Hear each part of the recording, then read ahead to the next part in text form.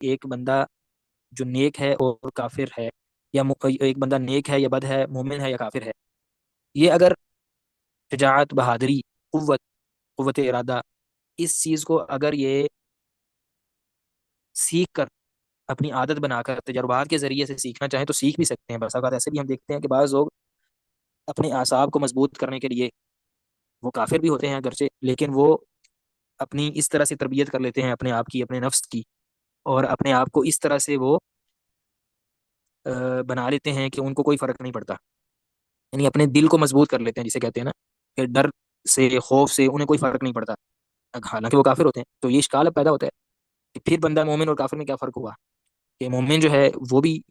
ہم نے کہا کہ اسے خوف اور ڈر اور مصیبت کے وقت میں وہ بالکل ثابت رہتا ہے، پرسکون رہتا ہے، اور ایک کافر اگر اس نے اپنے آپ کو عادت ڈال لی ہے اور اس نے یہ چیز سیکھ لی ہے تجربے کے ساتھ،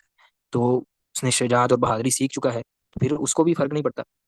تو یہ پھر کیا ہوا؟ دونوں مشترک ہیں۔ تو فرماتے ہیں وَلَٰكِنْ يَتَمَيَّزُ الْمُؤْمِنُ بِقُوَّةِ إِيمَانِهِ وَصَبْرِهِ وَتَوَكُّلِهِ عَلَى اللَّهِ وَاعْتِمَادِهِ عَلَيْهِ وَاحْتِسَابِهِ لِثَوَابِهِ أُمُورًا تَزْدَادُ بِهَا شَجَاعَتُهُ۔ کہتے ہیں کہ لیکن جو بندہ مومن ہے، اس کا امتیاز یہ ہوتا ہے کہ اس کے پاس ایمان کی قوت ہوتی ہے، اللہ تعالیٰ پر صبر اور توکل اور اس پر اعتماد ہوتا ہے، اور اس کے ساتھ جو زائد چیز اس کے پاس ہوتی ہے وہ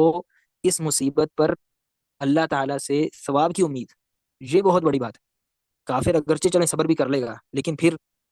کیا اسے کوئی امید ہے کہ اس صبر سے اسے کچھ ملے گا؟ اسے کوئی امید نہیں ہے، وہ کوئی اس سے اجر کی، ثواب کی امید نہیں لگا سکتا۔ لیکن جو بندہ مومن ہے،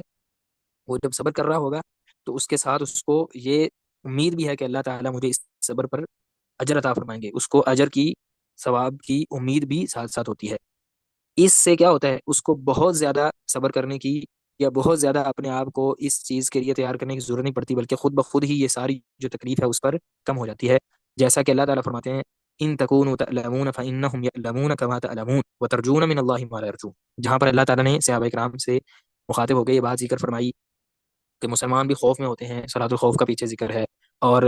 اس طرح جنگ اور جہاد کا ذکر ہے کہ مسلمان مومن بھی جاتے تھے، نبی صلی اللہ علیہ وسلم کے ساتھ شہادتیں بھی ہوتی تھی، کسی کا بھائی شہید ہو رہا ہے، والد شہید ہو رہے ہیں، بیٹا شہید ہو رہا ہے، یعنی یہ ساری تکلیفیں اور مصیبتیں ان کو بھی پہنچ رہی ہیں، اور ادھر سے کافروں کو بھی پہنچ رہی ہیں، کافروں کو بھی مارا جا رہا ہے اور انہیں بھی تکلیفیں برداشت کرنی پڑ رہی ہیں۔ تو اللہ تعالیٰ فرماتے ہیں جس طرح تمہیں تکلیف پہنچتی ہے، تمہیں پریشانی ہوتی ہے، ان کو بھی ہوتی ہے، ٹھیک ہے؟ جس طرح تمہیں دکھ پہنچتا ہے انہیں بھی دکھ پہنچتا ہے، لیکن تم میں، اے اہل ایمان، تمہارے اندر اور اہل کفر جو کافر ہیں، ان میں فرق کیا ہے؟ وَتَرْجُونَ مِنَ اللَّهِ مَا لَا يَرْجُونَ، آپ اللہ تعالیٰ سے وہ امید رکھتے ہیں جو وہ کافر نہیں رکھتے۔